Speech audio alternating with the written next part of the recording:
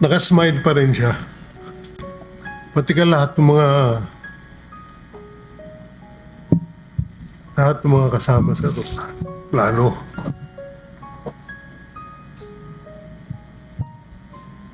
Halos nag-iiyakan.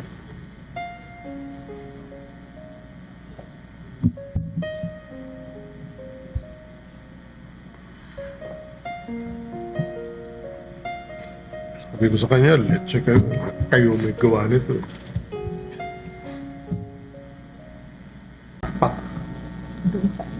Yes.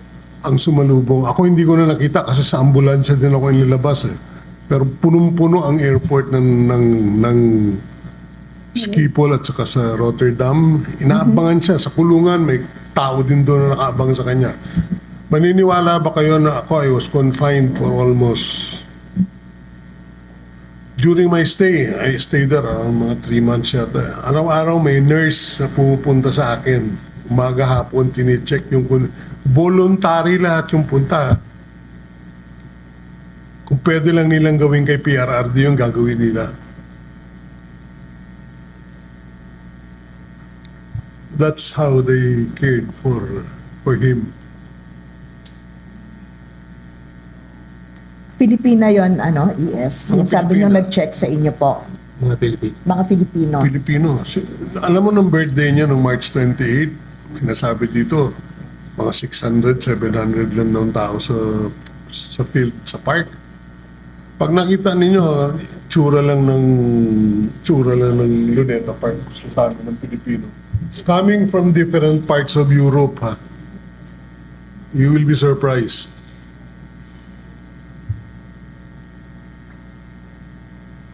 Alam mo, Attorney Yvette, Ah. parang napansin ko sa lahat ng episode natin, ito yung parang tahimik. Lahat tayo. Kasi nakikita natin yung katotohanan eh. Just block out tayo eh. Noong time na yun, kaya fresh from yung somebody that kasama niya, yung talagang totoong pangyayari, na dapat ito, malaman ng lahat ng Pilipino. Para maiya, yung sinasabing word na maiya naman kayo, bog-talbog, period. Ano kasi Kapenya, no? Hindi kasi natin lubos maisip na nangyayari itong mga paglapastangan ng karapatan ng isang kapwa Pilipino. Lalong-lalo na yung hindi pagkakilala ng kanyang karapatan sa ilalim ng ating saligang batas. At lalong ginawa ito sa isang dating presidente. Kaya tahimik tayo ngayon kasi hindi nga natin lubos maisip paanong nangyari ito at bakit ito napayagang mangyari. Pero there's a personal question po, ES, that I wanted to ask.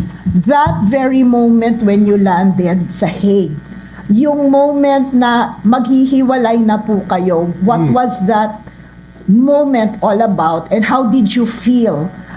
What was the reaction din ni dating presidente nung maghihiwalay na po kayo? Ako, I really felt bad, especially nung dinadala na siya ng mga Ambulansya. na pinapababa siya ng Sabi ko, kaya mong bumaba ng hagdanan. Sabi, kaya ko bang.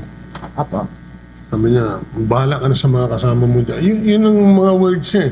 Apo. Hindi pa rin ako, hindi pa rin siya eh. Bahala ka na sa mga kasama natin. Ibang klase ito.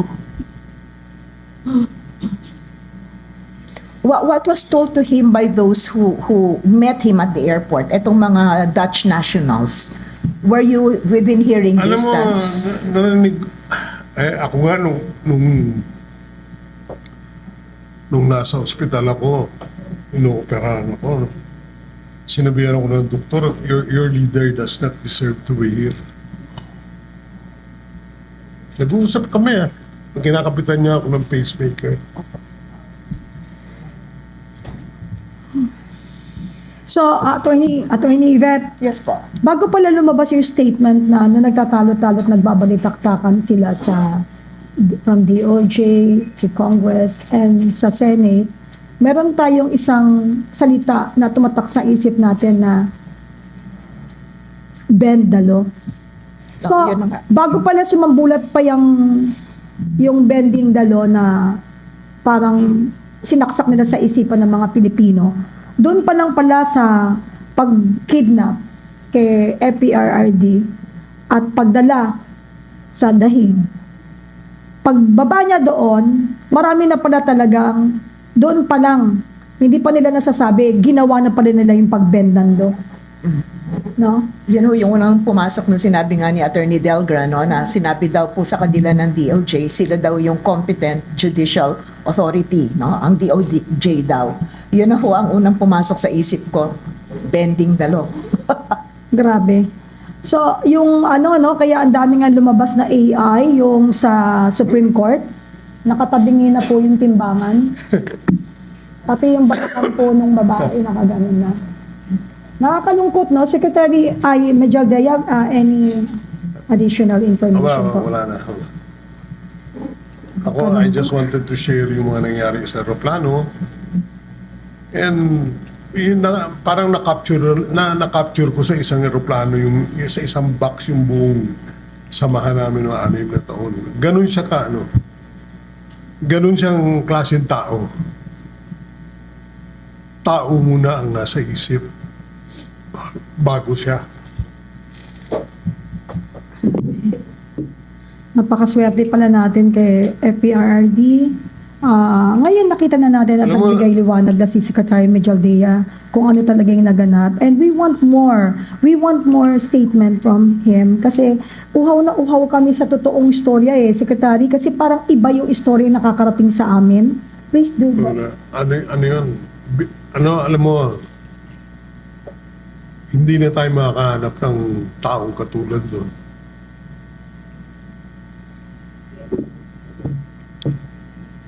Kind of confirming the waiver that he signed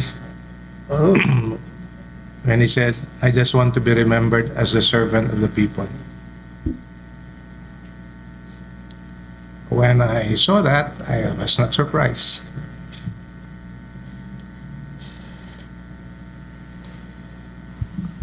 Itong mga ganito, hindi ako naglalabas. Yung mga interview. Kasi parang siya nagsasabi sa akin, huwag ka na magpa-interview. Ramdam na ramdam ko yan. Biyaan mo sila pag na-appreciate yung ginagawa mo. Hindi. Bahala sila. Ganun ang ano niya.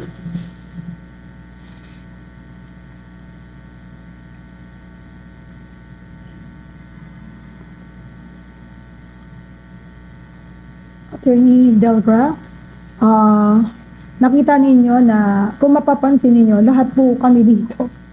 Maingay po kami sa set ng kapihan sa PDP, pero hindi namin magawa ngayon dahil parang kami, nadaya rin kami sa mga narinig namin mga statement from sa iba't ibang mga kinatawan ng gobyerno na akala mo wala silang kinalaman, parang walang jurisdiction, dapat ang ibang bayan, pero ang parang pinakikita nila sa atin itong lahat at sinasaksak nila sa isipan at pagkilala ng ating mga kababayan is parang that time daw po, nung time na nakaupo pa si PRRD, hindi pa naman po daw natatapos doon. Kaya meron pa rin po sila, saklo pa rin po nila yung mga reklamo kay PRRD. Gusto ko pong babigyan sana natin ng liwanag yon.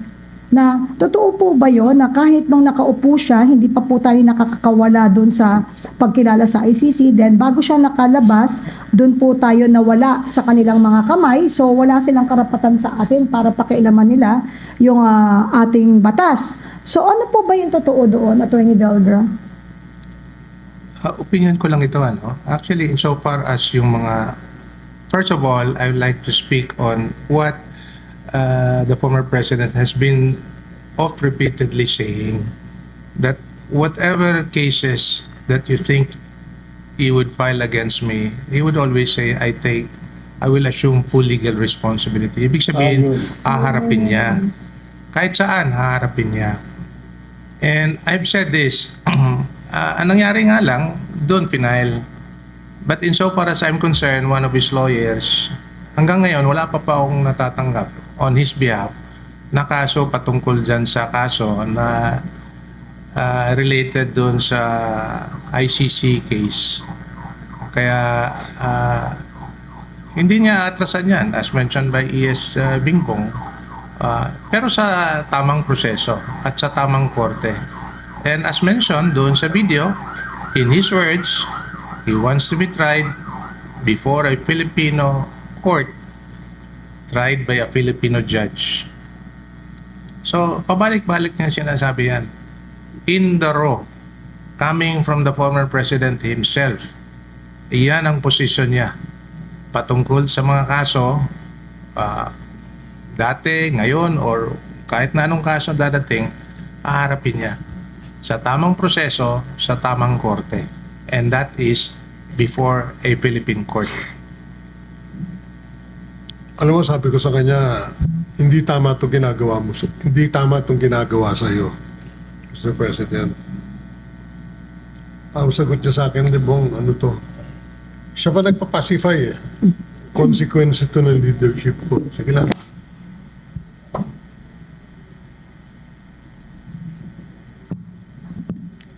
Alam mo yung, maikwento ko lang. Apa.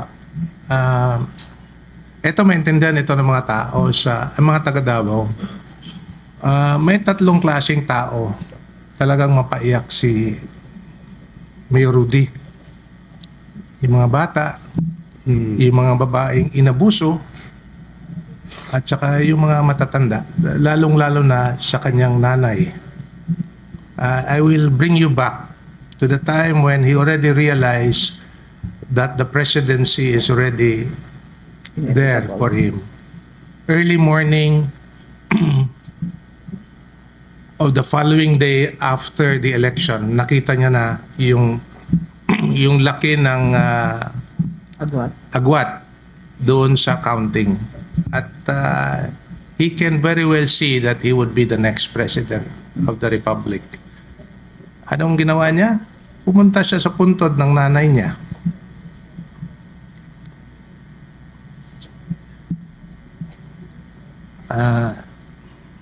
Nagdasal sa puntod ng papa niya at sa nanay niya, nagdasal at sinabing, "Kabangi kuma,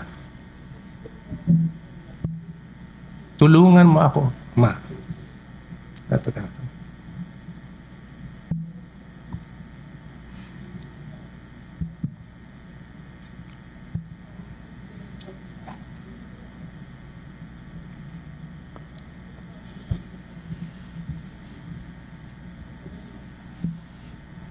Alam mo, mag-iisang taon na tinitingnan ko yung mga litrato namin. Ngayon ko lang nabalikan.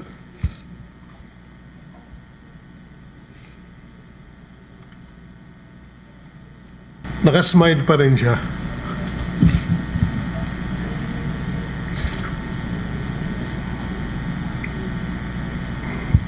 Up to the very last.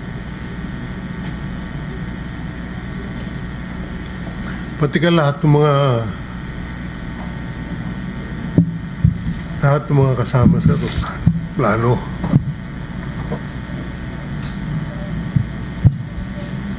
Halos nag-iiyakan.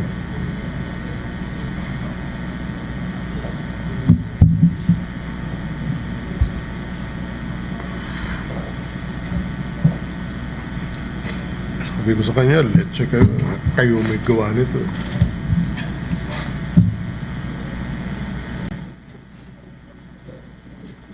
Huwag nyo na isama yung lecturer. Ganun ba? Di ba patawa lang po si Sir? His last supper in Villamor Air Base. Ito po, simpleng hapunan before he was brought to the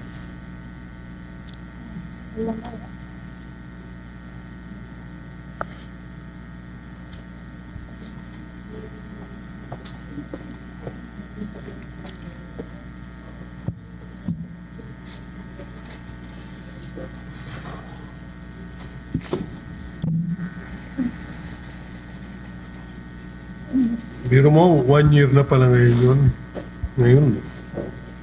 Ngayon ang first year, no? Wow.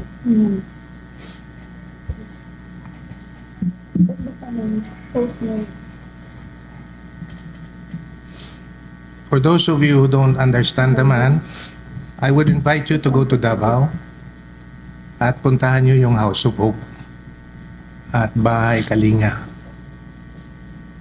Yan yung dalawang advokasya ng dating Pangulo. And perhaps you will know and understand the kind of man that he is.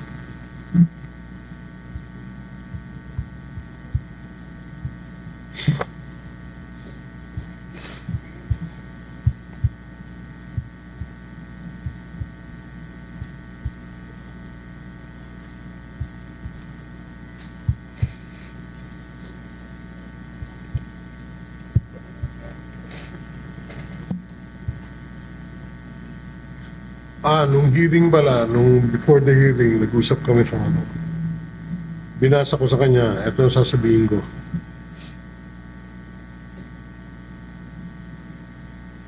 So I read yung script, yung manifestation ko. Alam mo, smile. Nag-smile siya. Yun, okay lang sa'yo. Oh, okay lang. Wala. Sabi nga sa kanya, pasensya ka na sa English ko minsan. Okay lang yan. Attorney Yvette? Yes, I guess I'm sorry I cannot help but be emotional, ano, kasi outside of the context of law is the human side of all of what's happening right now. PRRD was a complex person, but he is such a human being puno ng malasakit. Ang nakikita lang kasi ng taong bayan, yung tapang. Yung malasakit, ino-overshadow. But it is this character of him that endears him sa masa. Taong bayan, masyado ng, ano na yan overused. But yung malasakit dun sa mga kulang sa buhay. And I guess that's the reason why he's wanted very much to stay with PDP. Ang motto ho ng PDP is Pilipinas dapat sa Pilipino. Yun ang sinasabi niya, gusto kong litisin ako ng kapwa ko Pilipino kasi kung may pananagutan ako, dito ako mananagot sa aking mga kababayan at hindi ko yan tatakasan. Subalit, nung sinabi niya na ginampanan niya yung kanyang trabaho bilang Pangulo, hindi ho natin makakaila na nandun pa rin yung malambot na puso niya, no, para sa ating mga kababayan. Kaya sa aming maaabot na 3 abogado, pinapaintindi namin sa inyo labas sa aming mga emosyon. Ano ba ang nakikita naming karapat-dapat na mga pananagutan sa batas sa paglalapastangan ng kanyang karapatang pantao.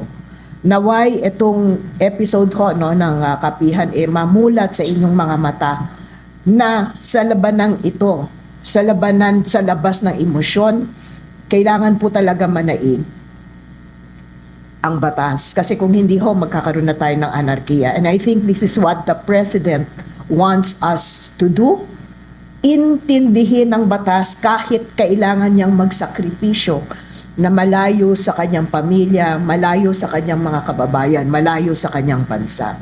If this is the ultimate sacrifice para mamulat ng ating mata, I guess wala na tayong ibang mahihiling sa isang kapwa Pilipino kung hindi pasalamatan siya sa kanyang ginagawa matapos ang 1 taon na nagdaan. At patuloy niyang gagawin para lang mulat tayo sa ating mga karapatan.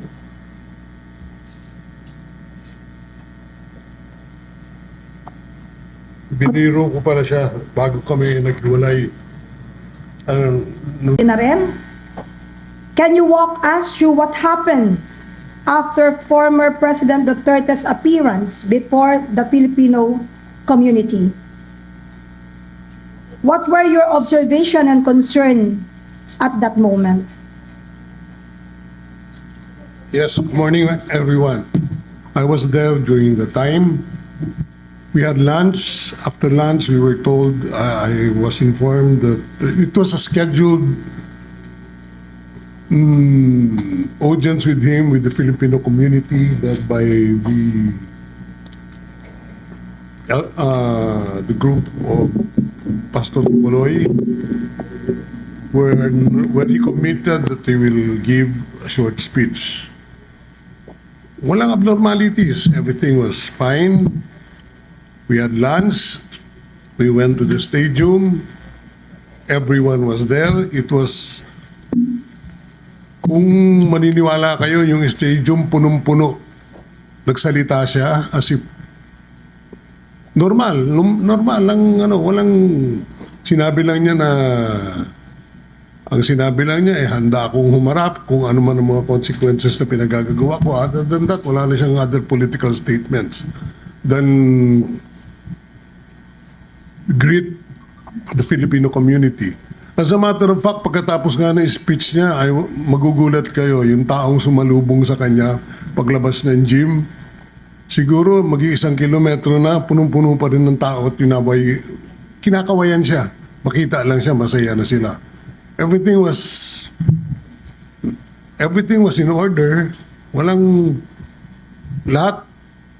ini-expect na may mangyayaring malaki kinabukasan. So, next schedule namin was to have dinner, and during that dinner, we were informed na may nagkakagulo na nga daw sa Manila, medyo keso inaabangan na daw siya, may huhuli sa kanya pagdating niya. Yan lang ho. Sir, so wala po talagang, ang gusto ko lang pong sanang follow-up question is that, meron po ba mga indikasyon that the event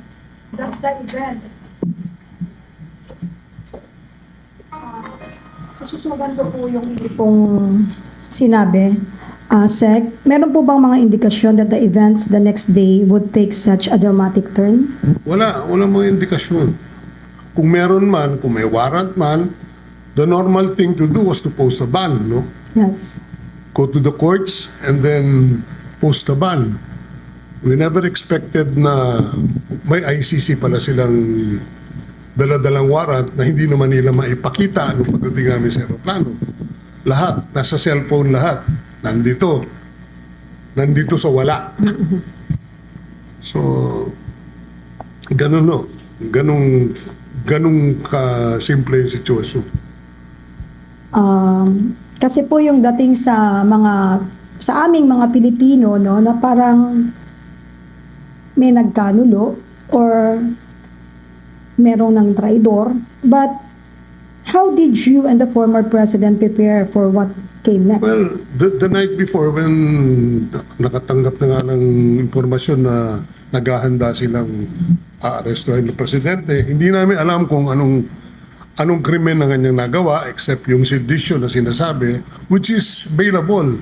Hindi naman namin i-expect yun sa ICC. Kasi sino ba naman mag-expect nun sa ICC? Wala namang investigasyon na nangyayari. Hindi naman siya napapagsabihan kung ano itong mga kaso itong na-file sa kanya. No? Baga sa at least may due process man lang na naibigay sa kanya bago na-implement yung warrant. Wala. So, sir, follow up. Were there conversation among your team about security or travel plans? Yes, we had the travel plan. Originally, he was supposed to leave at 2 o'clock in the afternoon, but sabi namin, you may want to consider una i-defer yung pagbalik, no? Pero hindi namin decision yun. Sabi niya, harapin ko to kung ano man ito.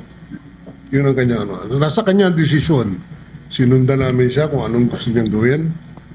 Napagbigyan niya kami nung sinabi niyang agahan natin ang alis natin. Instead of 2 o'clock in the afternoon, let's leave at around 5 o'clock so we will have enough time pagdating sa airport, pagdating sa Pilipinas. Punta ng korte, mag-post ng ban, and that's it. No? Hindi naman namin akalain na isang batalyon na pala yung sasalubong sa amin na magbibigay ng warrant of arrest na galing sa sinasabi nilang galing sa ICC na hanggang ngayon hindi pa namin nakikita kung ano yung warrant of arrest na yun. So, talagang zero ang knowledge about the yung arestong gagawin sa Maynila, ano? Any follow-up answer para po dun sa team? Because we know that pagdating po sa legal, ang one of the kasama po sa team is si Attorney Delgra. Attorney? I'd like to confirm na the original plan, because we were coordinating with ES Bingbong, was that I was not part. First of all, I was not part of the group from Hong Kong. I was in Manila at the time, and the original schedule was for Mayor Rudy to arrive in the afternoon of that day.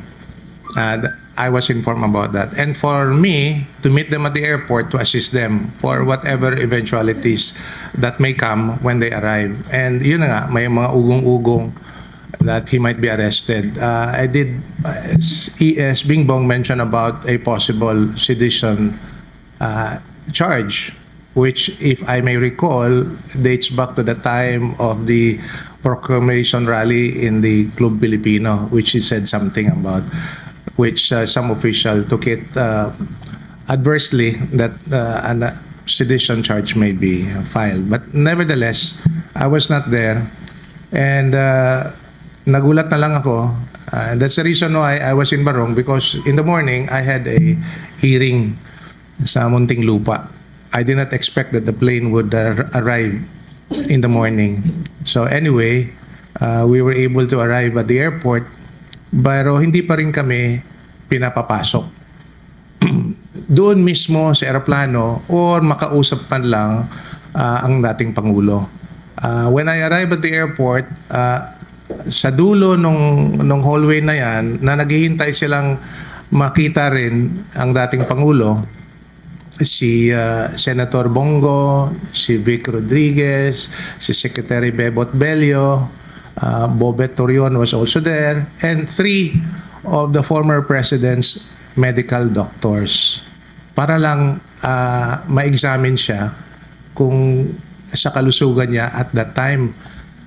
Just to give you a little context, based on what I got from his aide, pag mga long travels kasi, napapagod yung dating Pangulo, matanda na, 80 years old. But nevertheless, he went to Hong Kong, came back. But madaling mapagod pag mahaba yung biyahe, according to his aide. And that's the reason why the doctors were there also. Anyway, I asked when I arrived kung bakit wala at hindi sila pinapapasok. They also do not know. They were not informed the reason why they were not.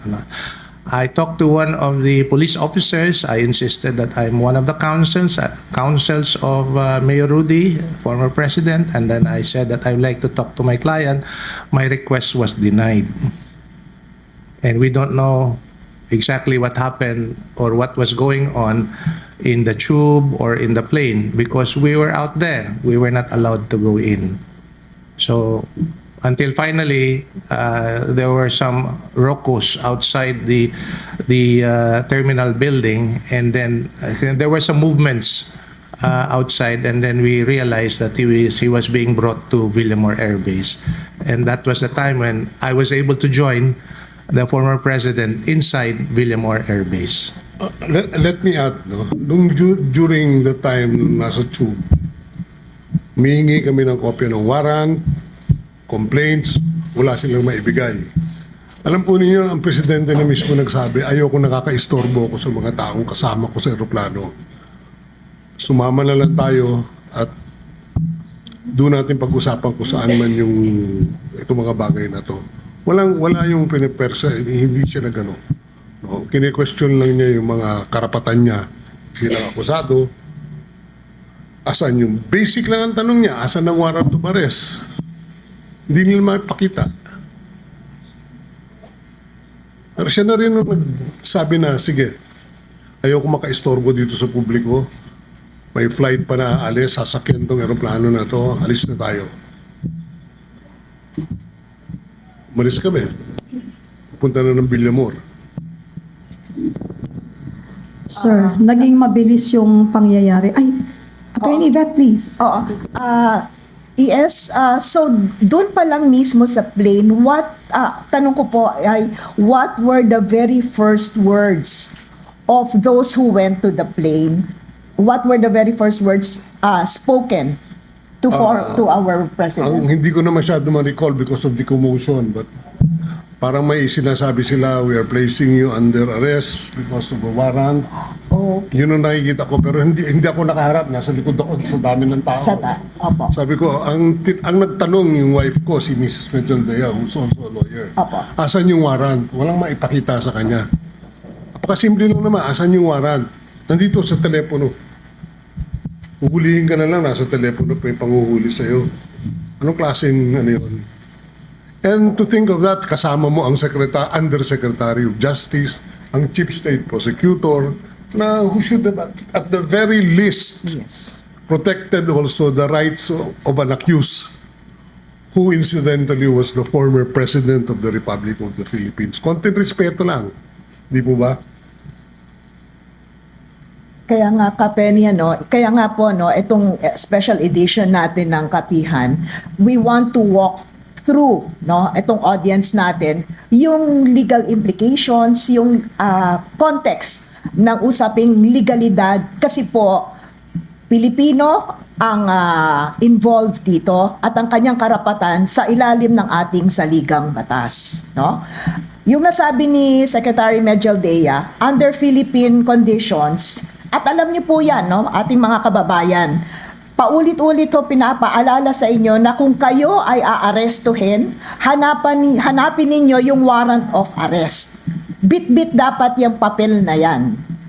Yun ang hinihinging simpleng bagay nila ni Attorney Medjaldea, yung Mrs. ni ES, nasaan yung warrant, pati ho si dating presidente, bilang isang abogado at dating prosecutor. Subalit, yung simpleng request na yun hindi nga na-produce nitong mga nag-aresto sa kanya. At sa bilang mga abogado, kaming tatlo po, ito po ay hindi katanggap-tanggap. Dahil yun ang hinihingi ng isang akusado. Kapeni. Pwede magdagdag? Yeah, sure. Patungkol doon sa respeto at karapatan ng isang tao which is already placed under the custody of the law. I mentioned about the 3 doctors. Nung nakapasok po ako sa Villamor Air Base, andun na po yung grupo nila ni Mayor Rudy, kasama yung mga kasamahan niya galing sa Hong Kong, at nauna pa yung 3 doktor.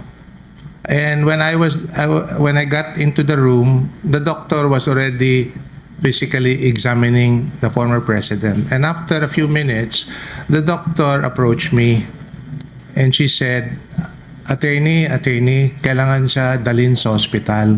May medical emergency. So I approached General Torre. Sabi ko, may medical emergency. He's already under your custody. If we can bring him to the hospital. Kasi ang mismong doktor niya nagsabi na. Ayaw ni General Torre. Saying namin, may doktor kami rito sa Villamor. So basically, that's what happened insofar as yung condition ng pasyente is concerned. So if you would notice, if you would recall, there were reports of a medical certificate na yung sugar level niya tumaas, and in the afternoon he has to be administered a medical oxygen kasi humihina na nga yung kalagayan ng dating Pangulo. All throughout the day when all these things were unfolding in our midst, and especially so na siya yung pinupuntarya ng mga pulis at that time. Attorney Delga, salamat po. In addition to that, they were insisting na basahan na kaagad siya ng kanyang rights. Yung constitutional rights. Ang sabi, I will read to you your rights. Well, I asked them simply, anong rights? Rights sa Pilipinas o rights sa ICC? Ang sagot sa akin, that's beyond my pay grade. Sabi ko, nandyan ang Undersecretary of Justice, nandyan ang Chief State Prosecutor, bakit hindi mo tanungin? Yun ang ating mga yun ang mga natatandaan ko. Kaya sa natatandaan ko, hindi siya nabasahan din ng kanyang karapatan. Sobra, no? Anyway, Magmula po nung sa biyahe ni Pangulo, no, or the FPRRD sa Hong Kong para po yung meet up with the OFWs, mga kababayan natin, no, ka-Yvette. Napunta tayo doon sa pag-arrive niya sa Pilipinas na naging nakakagulat, nakakasindak yung nangyari doon. Gusto ko susugan lang po kay Secretary Medjaldea. Noong nangyari na nga po yan, yung arrival, yung pangaharas, at hindi pagkilala sa tamang proseso, nakaka-insulto to bilang abogado that alam naman natin na kailangan, sabi nga ni Attorney Yvette, na dapat may warrant. Pero hindi nila kinilala yung proseso eh.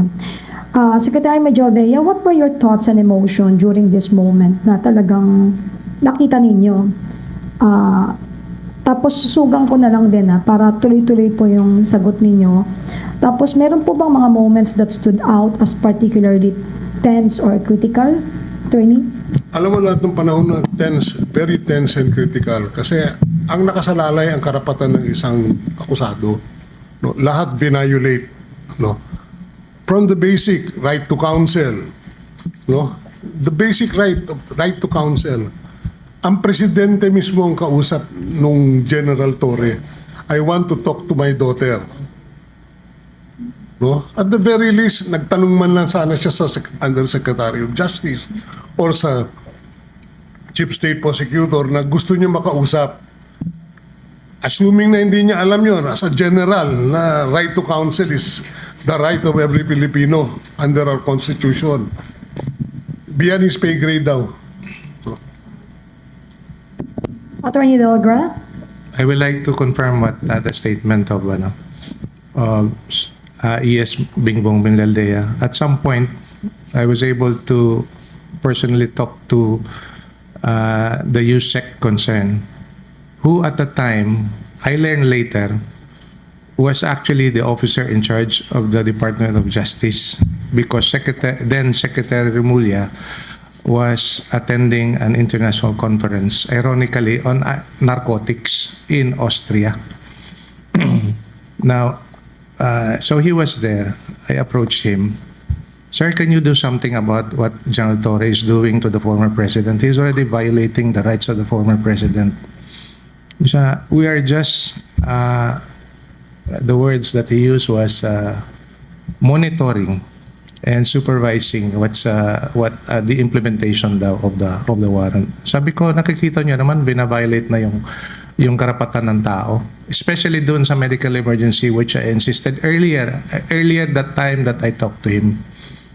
And that's why I said I confirm doon sa sinabi ni ES Bingbong Villadea at sinabi niya sa akin it's beyond his pay grade. Di ko na lang sasabihin anong sinagot ko sa kanya. Baka. But anyway, so I talked also separately to State Prosecutor Padulyon. Similarly, ganon din ang sagot. They cannot do anything about what General Torre was doing on the ground in the Villamor Air Base. So, yun talaga ang plano since the start. That we came to know more or less early on during that long period, no? From I think he was brought to Villamor sometime towards 11 o'clock in the morning, na ang plano talaga na hindi na makakalabas ang dating Pangulo except to forcibly bring him into the plane and bring him to The Hague. At ganun nga ang nangyari. Yes. Attorney, Ako, ano natin to, idagdag natin. Kung babalikan natin, no, balikan natin yung mga nangyari nung March 11. Is there anything you would have done differently that day, Attorney? We were expecting actually that if there would be any charges, and we know the basic law, and I think that the Department of Justice know that also. No foreign judgment or order can be applied or applicable or executed for that matter within the Philippines unless you refer it to the local courts. And it's the local court who will decide on the matter. Even on as basic as civil rights like foreign divorce, you cannot execute that here in the Philippines. It has to pass through the court who will affirm this foreign judgment. The same thing also with foreign orders. It will have to be referred to, and that's also in the law, no? Insofar as referral to a competent judicial authority. Obviously, the definition of a competent judicial authority was stretched out too long, too thinly, to say na pwede na rin pala yung, if I got this explanation during the Senate investigation, if I got it correctly, pwede na rin pala mag-determine yung the Department of Justice as the competent judicial authority referred to in the law. So yun ang malaking problema natin dyan. Yes. So kanina from Hong Kong, tapos pag-arrive ni FPRRD, ngayon naman pumunta tayo yung sa flight na to The Hague. From Villamor Air Base, the journey continues. Yung kasama, kitang-kita natin to. How did former President Duterte respond to the situation, and what was your role while accompanying him? Kasi kita po namin lahat, kami po na mga talagang sumubaybay dahil nakita namin talaga yung sobrang harassment na nangyari sa inyo. Nakita namin yung itsura ni PRRD na he looks sick but kalmado eh. Ayaw niyang bigyan ng problema yung makakakitang mga Pilipino. Hanggang sa ganong sitwasyon, nakita natin yung pagiging restraint niya. Kasi he is avoiding trouble. If you remember, mga kababayan, mga ka-vloggers, nakita ninyo na noong nagkakaroon sila ng parang palitan ng salita at pagkilala sa tamang proseso at batas, nakita ninyo ang Pangulo kung paano siya mag-deliver ng salita. Sinabi niya, antayin ko ang anak ko. Gusto kong makausap ang anak ko. Huwag kayong ganyan. May masasaktan, tapos narinig pa natin na tanggalin niyo yung bata. May babae dito. Hindi niya inisip yung sarili niya. And that time, he is so sick. Kitang-kita, pero makita mo yung kalmadong muka. Wala kang makikita. Malamya ang boses, pero kontrolado. Kaya makita mo talaga, last nakita mo nandoon pa rin yung leadership niya. Yung kakaibang leadership kung bakit mahal siya ng mga Pilipino. And now, bigyan natin ng pagkakataong makapagsalita kasi siya po yung kasama eh. Siya po talaga yung saksi sa lahat ng nangyari. Tayo po, sumusubaybay lang tayo kung ano ibabato sa ating information that time kasi news blackout eh. News block. So please, Attorney Major Dea, Sec, please, inform us. Si Attorney Delgra would like to say. Attorney Delga, please. Dagdag ko lang kasi I was asking if yung 11-minute video that I took inside Villamor was shown earlier. So I'd like to give context to that. Daano niyo po ba? Pwede pong paki-roll natin. I think, bago po magsalita si Attorney Delga, can we watch para sa pag-flashback lang natin ng mga nangyayari? Para mas madali nating susugan. Okay, please play. That Sir, ako sila. Ano mo to? Ngayon lang ito lalabas. I made sure to take a video of the former president so that we would know Ano mo to? his state of mind at that time. Where was this taken? I did not interrupt him except at some point when he said na he thought that it was sedition that he was being charged of. Sabi ko kidnapping and you will be brought to the Hague. So alam niya yung nangyayari. It's not a problem. Off mo muna. Impossible dream. Paki-off ka na. Okay naman po na Yung ano lang siguro, yung audio lang. You can continue with the Continue with the video pero walang audio para na walk through tayo dyan ni Attorney Delgra. ng kaso dito. Sir, wala mo sila. Okay. Ito, Dahil nga may barya. Lang muna yung audio. Pero kung sasama ako sa iyo, huwag ka Yan. Pero i-play yung video, wala lang tunog. So as you can see, I was playing that video so that I would be able to capture in the raw the state of mind of the former president. And as you can see, he was very well made aware of what was happening, except that at some point in that video, akala niya si Dishon yung isa-charge sa kanya. And I think somebody also said that it's kidnapping and that you'll be brought to The Hague. Ang reaction niya, that's kidnapping. Alam niya rin yung batas niya. At sinabi niya na wala na pong jurisdiction yung ICC. His words, not mine, not E.S. Mildaldea, not Attorney Kaufman. His words, wala na pong jurisdiction ang ICC. So, ibig sabihin, alam niya yung batas niya. And he lectured on kung bakit wala ng jurisdiction. Umalis na tayo, yung investigation and everything else, na wala na pong jurisdiction yung ICC. So, yun po ang, the reason why I have to capture that is, first of all, I want to know and capture the state of mind of our client kung alam ba niya yung nangyayari at that time sa Villamor Air Base. Alam niya. And perhaps that is the last video of him making his legal position on the matter. Na kidnapping yung nangyayari. Pangalawa, walang jurisdiction ang ICC for him to be brought there. So yun po ang klaro dun sa video na yan. As much as possible, I don't want to interrupt him during that entire scene para kuhang-kuha talaga ano ang gusto niyang sabihin sa buong mundo as regards that.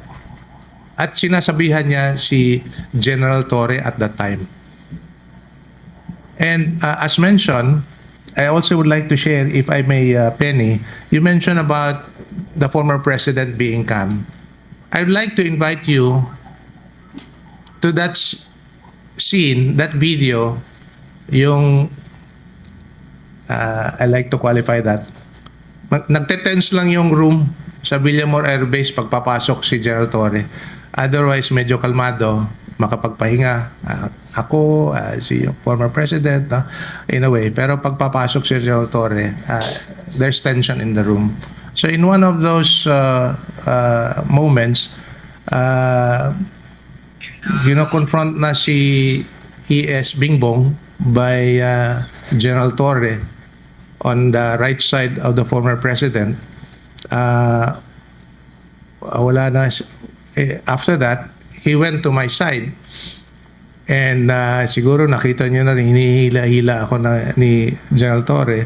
At si Kitty was telling General Torre na wag hilain yung abogado. So basically, that's medyo tensionado at medyo magulo at that time, no? That very short moment. But what I would like to share to you is, you revisit that video. And I will ask you, who was the calmest person in the room? Yung tao na pinupuntarya nila. The former president was just looking around what's happening. Never said a word. Kinukumpronta na si E.S. Bingbong. Never said a word. He went around to my side. Hinihila ako. Never said a word. And finally, yung tumataas na yung boses ni Hanilet, he did not confront Hanilet. He confronted the policewoman. Pwede ba wag mo na hawakan? Para huhupa yung tension. That tells you something of the man. In such difficult situation where he is the subject of an illegal arrest, he was calm. Nakakaiyak. Alam mo kung sino yung nakikita natin dito sa ipinakita niya yung pagiging restraint niya, and also kapag ka-restrain ng isang tao, that's leadership. Parang si Jesus Christ nung dinakip sa Garden of, ano nga yan? Garden ng Gethsemane. Di po ba? Kasi alam din niya yung karapatan niya. Alam niya yung nilapastangang karapatan ng tao na alam niya na may laban siya. Alam niyang may mga violation na naganap at alam niyang pinlano to. So, I think kaya iba na yung abogado talaga eh. Abogado talaga yung ating dating Pangulo. Alam niya yung karapatan niya at pinakita niya sa ating mga Pilipino na kapag ikay kalmado, mas maigi. Napabayaan mo kasi pag pinagplanuhan ka, sabi nga po ng tatay ko, anak, ayan, ang dami mong kandado sa bahay. Alam, maniniwala ka ba na kahit 1,000 kandado yan ay mabubuksan yan at mapapasok ka? Sabi ko, paano? Ang daming kandado niyan. Kasi kapag pinagplanuhan ka, it will happen. Kaya always pray. At yan nga, ang nangyari, at isa to sa nakikita kong dapat tutukan nating mga Pilipino na hindi to pwedeng mangyari basta-basta kung hindi pinagplanuhan. Tama po ba? So moving forward, gusto kong marinig po si Secretary Major Dea, no? Kasi po, nung sa aeroplano, kitang-kita natin sa mga paunti-unting pagpapadala sa atin ng information. Alam ko, nare-remember nyo yon. Kasi tulad ko, nakasubaybay ako. Dahil hindi natin alam kung ano mangyayari, pwedeng ihulog na lang sa aeroplano yan, di ba? Kasi grabe, killer mind lang ang pwedeng magplano ng ganito para po sa atin pong former president. Secretary Major Dea, what happened po during the flight? How did former President Duterte respond to the situation and what was your role while kasama niyo po siya sa aeroplano? Alam niyo yung biyaheng yun, it took us almost 27 hours. 9 hours Manila to Dubai. We had a stopover of 7 hours sa Dubai kasi hindi sila paliparin ng Dubai. And then from Dubai to the Netherlands, 8 hours. Alam mo, during that time, sa isang eroplanong yun, doon ko nakita lahat na ang buong pagkatao ng Pangulo ng Republika ng Pilipinas nakasama ko for the last 6 years. He was very calm. Naasikaso niya kami. Upo na kayo dyan, kumain na kayo. Sabi ko walang makain. Ang dalang pagkain, 4 na supot na McDonald's yata. We had to eat that during our flight except when we arrived in Dubai. Almost 4 hours after, nagpadala sila ng isang platong kanin na sinabi namin kainin mo na lang lahat ito kasi gutom na gutom ka. I think yun ang huling kanin na nakain niya. Maganda. Pagtitira ako na iba para doon sa ibang kasama natin. Yung pa na yung nasa isip niya. During the flight from Manila, ako naman, during that flight, hindi ko alam anong gagawin ko kasi nangako si General Torres. Pagdating niyo doon, maayos na lahat. May mga visa na kayo, may mga hotels na lahat. Ganun ang representation, ha? Only to find out, nung nasa area na kami, sinabihan kami, wala kayong visa. Bahala kayo sa buhay, parang bahala na kayo sa buhay ninyo. So, pati kayong mga nanghuli, ha? Yung dalawang polis. Tatlong pulis na kasama, isang nurse, isang doktor, yung security niya, dalawa, yung PRID, ako, lahat, kumpleto na daw. Pagdating nyo, all arranged. Pagdating ko, nung tinanong ko, may visa na ba kami? Wala. Ako, nung pagsabi pa lang sa akin na walang visa, sabi ko, asikasuhin nyo at the very least yung visa ko kasi hindi ko pwedeng iwanan tong taong ito.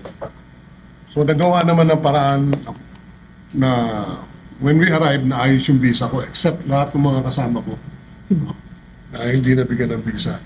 Alam nyo, during the flight, natutulog lang siya. Kung kumusta na kayo, nakatulog ba kayo?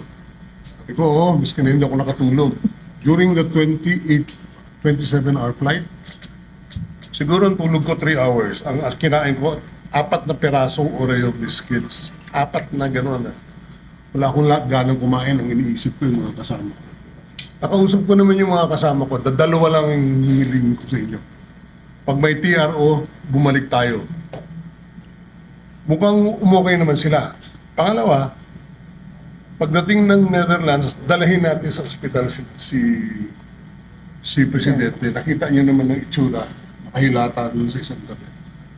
I have pictures of nung natutulog siya pero akin na yun.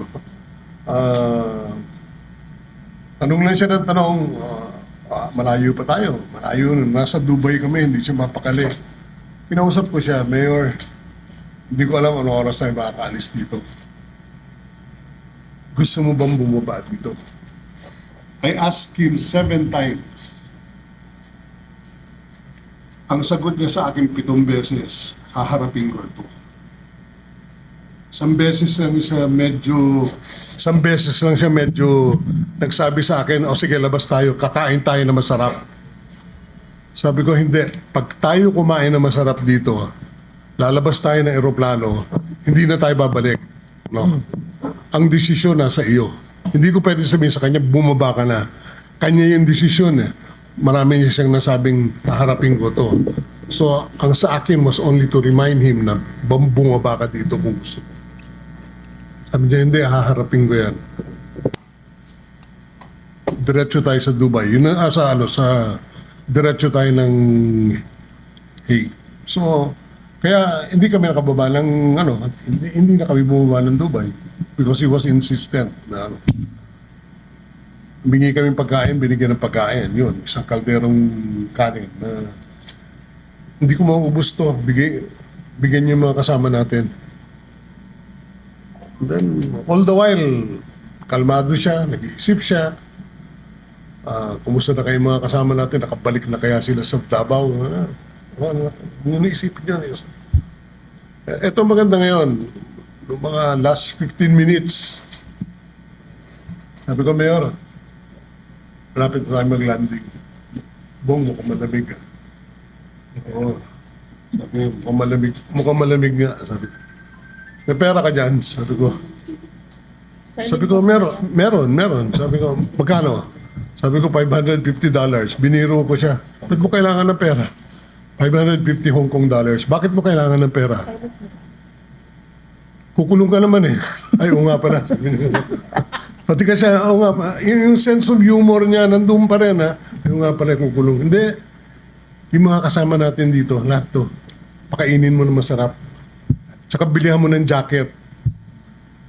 Bilihan mo kasi napakalamig. Alam mo, ako, hindi ko na naisip yun. Ang naisip ko, ihulog na lang sila lahat sa plano. Joking. Pero siya, naiisip pa rin niya yun. Ganun siya. No. Ang sabi ko sa kanya, hindi naman pwede. Sabi niya, asikasuhin mo sila pagdating sa Hague. Sabi ko, hindi ko pa alam, Mr. President, kung may mga visa sila. Kala ko, ayos na lahat yan. Yun ang pagkasabi sa akin, pero mukhang wala eh. Ikaw, mukhang nagawa ng paraan yun sa akin. May nagsabi na sa akin na baka makulang ka ng, you'll be given, true enough, pag landing, I was given a 15-day visa. We were led by an ambassador. Yung contingency na yun was led by an ambassador. Hindi ko na babanggitin yung pangalan. Who did not even know the distinction between a diplomatic passport and a visa. Unfortunately. Anyway, ganun siya. Kaya sabi ko, hindi ako nangihinayang samahan to. Itong taong ito. Maski na anong mangyari. Ito ang best friend ng Pilipino. So, nakaka-touch naman. Po to eroplano hindi po to eroplano ng mga namamasyal or mga gusto makarating sa Hague. Private plane po ito. Kung kanino ito, hindi natin alam. Baka mamaya, mas alam ninyo kaysa sa akin. Di po ba? Kaya wag tayo magbulag-bulagan sa katotohanan at maging bingi sa mga naririnig natin. Totoo man o hindi, i-balance nyo. Or tingnan ninyo kung ano yung totoo. At kung hindi nyo makuha yung totoo, wala pong bayad magtanong. Nung binababa siya sa hagdanan, sa aeroplano, tinanong ko, kaya mo? Kaya ko bong?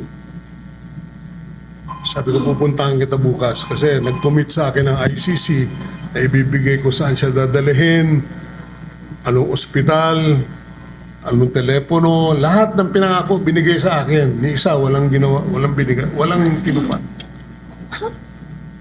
Parang, bahala ka na sa buhay, no? Maghanapan na lang kayo bukas. Which, yun na nga nangyari.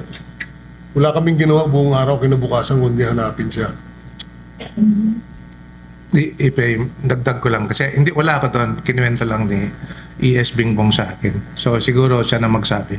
But just to give context for us to remind ES Bingbong what actually happened. Dumating sila Wednesday. The first hearing was set Friday. Kaya nung the whole day following, which is Thursday, as mentioned by ES Bingbong, they were promised about that they will be told about where the whereabouts of the former president. But apparently, they were not told. That's why the whole day of Thursday, You were looking for him. naglibot sila kung saan pupunta. Pumunta sila sa detention, pumunta sila sa hospital, Lahat ng and hospital. perhaps si ES Bingbong can narrate further about Yeah. what they did on Thursday. The following day, what we did the whole day was to look for him sa mga kulungan, sa mga ospital, pinasyal namin, pinunta namin, wala kaming, lahat sinasabi, wala siya. Nasabihan na lang kami, I was informed at around 8 in the evening na you can see him the following day, tomorrow, at 9 o'clock in the morning, and then at 2 o'clock, meron kayong hearing sa ICC, meron siyang hearing. So, imagine yung worry na hinaharap mo na may hearing bukas. Sino haharap? No? May abogado siya. Asan yung abogado? Unfortunately, hindi available yung abogado. But following day, I went to see him sa kulungan. Hindi ko mix ang feeling ko. Hindi ko alam kung papakita ako ng lungkot o yung usual namin na pag nagkikita. Kunyari, nakasimangot pero maya-maya ng konti, tatawa na lang bigla yun ng ano. Yung kung ano-ano na lang sasabihin. Pagpasok ko sa kanya, kumusta ka na? Ako pa kinumusta. Sabi ko, mabuti ikaw, kumusta ka na? Okay lang. Kumain ka na. Ayoko ng pagkain, Bong. Hindi ko makain to. Sabi ko sa kanya, may tatanungin lang ako 3 bagay sa'yo. Nabigyan ka ba ng bagong waran? Wala. Nag-serve ba ng bagong complaint sa'yo? Wala. May pinirmahan ka dito magmula nung dumating ka? Wala. Sige, pwede na tayo mag-usap. Kumain ka muna. And then, tumutulo yung sipon niya. May panyo ka ba? Sabi ko, meron. Ako kasi, minsan dala kong panyo eh. Nung umalis ako, nung sumakay ako ng aeroplano, napadalahan ako ng 4 na panyo. Gamitin mo lahat ng panyo ko. Sa iyo na lahat to, malinis to. Pwede sa akin na lang na to. Sis, gamitin mo. Then, kumain ka muna. Ayoko ng pagkain mo, ayoko ng cheese. Walang lasa lahat eh. Anong kinain mo mula nung dumating ka? Wala.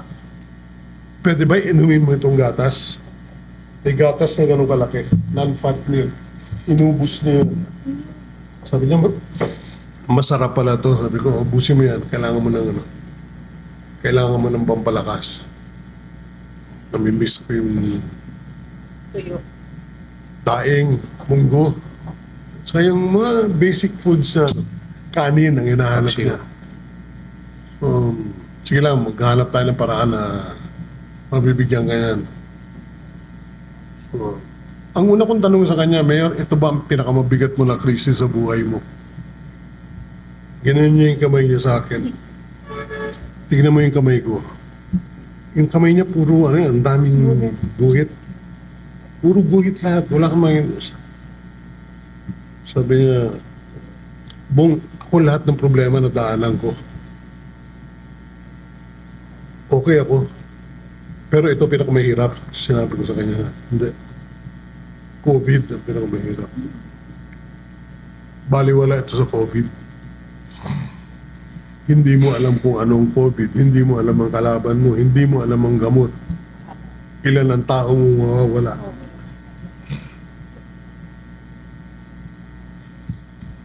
Kapeni, susugan ko lang. Nabanggit ni E.S. Medialdea pagdating nila dun sa The Hague, sinabi niya na wala silang kaalam-alam kung saan dadalhin si dating Pangulong Duterte. Hindi nila alam kung ano yung saang ospital, ano yung contact details. Tama po ba, E.S.? No? Wala. Ang Now, pinangako sa akin na na ICC, lahat. Opo. bibigay lahat. Pero Ibibigay lahat. walang binigay. bakit ho ito importante dahil sa ilalim ng ating saligang batas, yung ginawa kay Presidente ay violation yon ng kanyang karapatang pantao, Oo, no? clear Because violation. he was held incommunicado. He was held incommunicado. Ano ho ba ang meaning nito sa ating saligang batas? Sabi dito, incommunicado, holding a person incommunicado is denying them access to family, counsel, or the outside world during detention, which is in violation of our Constitution. Yan ho ang pinapakita sa atin, itong dinadaanan ng ating dating Pangulo. Binubuklat niya ang inyong mga mata sa karapatan ng isang Pilipino na dapat manaig ang ating saligang batas sa ating pagkatao. Sa isang simpleng detalye, nasaan siya nung nandun siya sa dahig? Pinangako, walang ibinigay, hindi itinupad, saan siya mahahanap? That is, to me, personally, is holding a person incommunicado. Alam mo, masakit doon, nasa aeroplano kami. Ang dami nilang taga-ICC, nangangako silang, oh, we will give you the address, you will immediately be informed, or we will bring him. Wow, ni isa wala. Pinuntahan ko yung embassy ng Pilipinas. Wala rin silang impormasyon. Dagan mo na lang yung kwento, yes. Ano nangyari sa iyo habang naghahanap ka? Kasi may nagkwento sa akin, marami nagkwento sa akin. Ng mga Pilipino, ano nangyari sa iyo? Ako pagdating ko pala na airport, kumulaps na ako eh. And then, alam ba yun, right before the hearing, I collapsed. Pero wala na, tapos na ako yun. PRRD ang concern natin. Maniniwala ba kayo, isang kasama namin sa aeroplano, sabi niya, sir, asawa ko sir, nasa telepono. Inuhuli o ano, minumura ako hanggang ngayon. Pagdating namin sa Hague, sir, ang asawa ko hindi pa ako tinitigilan. Mali daw ito ginagawa ko. Yan ang sinasabi. Mali daw itong ginagawa ko. Sir, hindi. Trabaho lang niya. Trabaho mo yan. Nakakalungkot kasi yung nangyari po sa atin pong dating Pangulo, sa FPRRD. Sa totoo lang, huwag tayo, di ba kidnapping yon? Malinaw na kidnapping yon. So, kapag once na nagplano ka ng parang pagkuha sa isang tao, tapos hindi mo nilagay sa tamang proseso, marami kang violation na ginawa. Ano ba ang gusto nila talagang mangyari? Ba't nila ginagawa to? Tapos may mga sinasabing may mga taong sasalubong, bibigyan sila ng mga abogado, bla bla bla, from ICC. Sa totoo lang yung pagdakip pa lang nila kay dating Pangulong PRRD sa atin pong bansa, is hindi na po magiging maganda yung kasunod nun. Dahil kung pwede lang patayin siya sa spot mismo kung kailan siya nakuha. Yun po talaga yung parang nakikita nating plano eh. Walang magandang plano dito. Dahil hindi matatapos ng tama ang isang bagay na hindi tama ang pasimula. Yung palang violation nila sa karapatan ni PRRD, dun palang maling-mali na. Harassment, tapos may na masyadong nagpabibo, nagpa-Jollibee, nagpa-bida-bida. May dadagdag pa ako. Sige pa. Hindi pa sila tapos Pumunta lang kaming anim sa Hague Opo. para to observe the proceedings. Kung ano-ano na pinagsasabi. Dito kami dapat doon, may violation kami. Pati kayong right to counsel, binabiolate nila sa bayan natin. Napaka-basic right. Yung nagpo-protekta ng human rights ang nagbabiolate ngayon. Tayo pa may kasalanan. Kaysa binisita namin, kaysa pinasila namin para to give some moral support. And yet, pinapa-explain pa yung abogado ngayon kung bakit kami nandoon. Aba, yan ang hustisya na gusto ng kapwa Pilipino gawin sa atin. Malaking bagay rin po yun nangyari, Secretary, kasi kaso nga lang, ang nagdurusa ay si dating Pangulo. Pero parang hindi niya ininda to eh. Kasi marami po tayong natuklasan.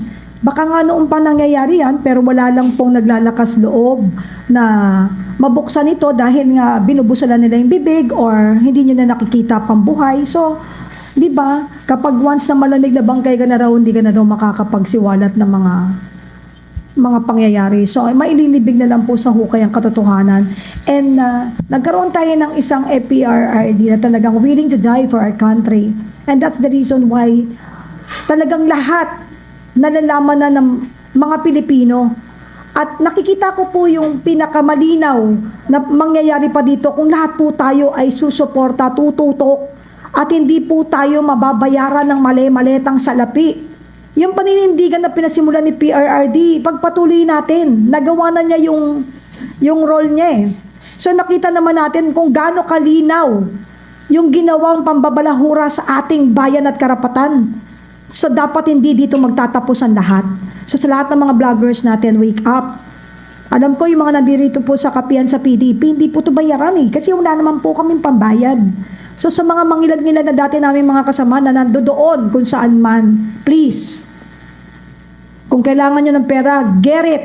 But wag nyong ibenta ang kaluluwa ninyo kay Satanas para talagang mag-api ng kapwa nating Pilipino at mawala yung karapatang pantao na dapat nating pag-ingatan. Secretary Major Dea, kanina po kasi nabanggit po ninyo na Naka-jogging pants ako noon. Pero yung palang formalidad nila, hindi sila formal. Sa totoo lang. Formal lang sila sa pananamit. Wala silang formalidad sa karapatan ng tao. nakakaawa,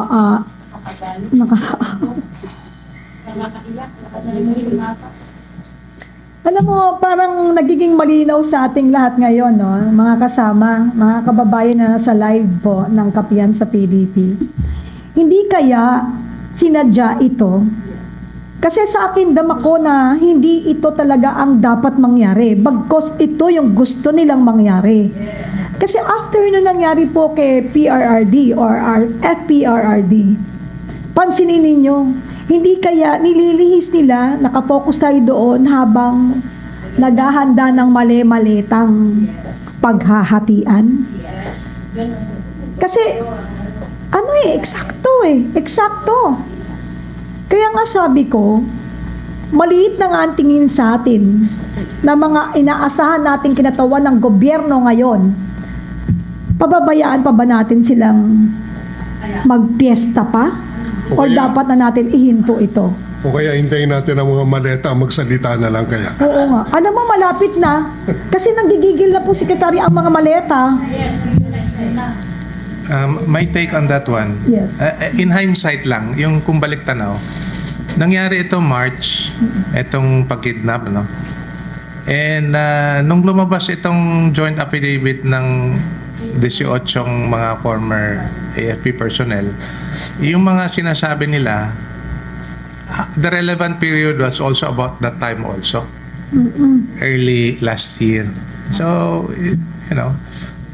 you would call it coincidental? Maybe.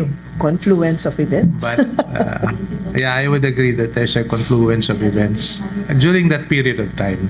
During that period. But, you can never prove one way or another. But if you look at the events, itagpi mo, mukhang ganun na nga ang nangyari.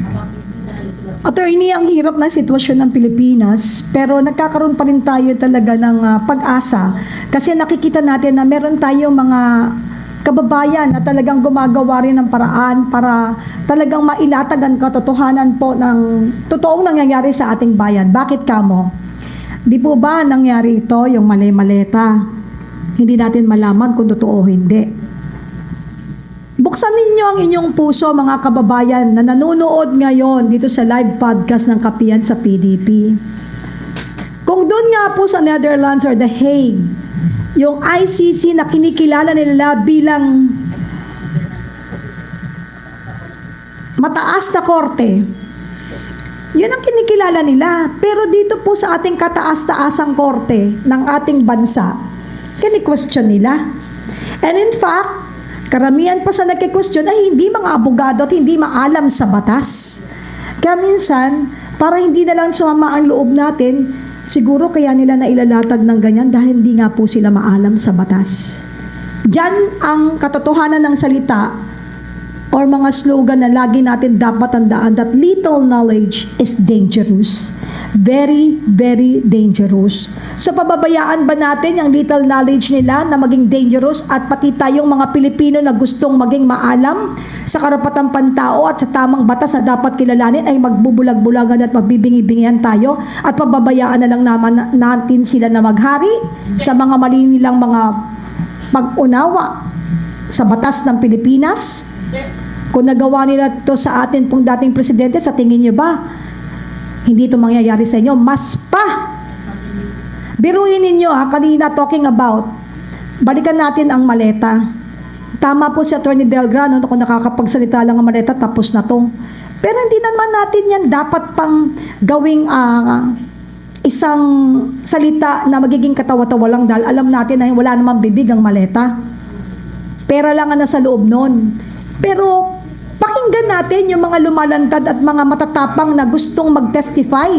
Bakit mo binubusalan ang mga bibig nila?